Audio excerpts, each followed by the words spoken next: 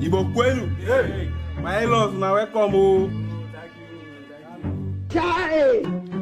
Without wasting time, let us go straight to the items for the bride price. Ibo Kwelu. Hey. What?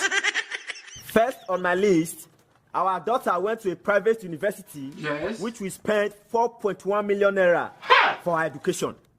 You will have to provide 50 bags of rice, 50 bags of beans, palm oil, onions, salt, and other miscellaneous, which will amount to 7 million naira. The total of everything will cost 17 million. Oh no! 666,666 naira 66. Jesus is Lord. Mo dey jìyà lórí àwọn ọmọ yìí. I will tell Apostle about this.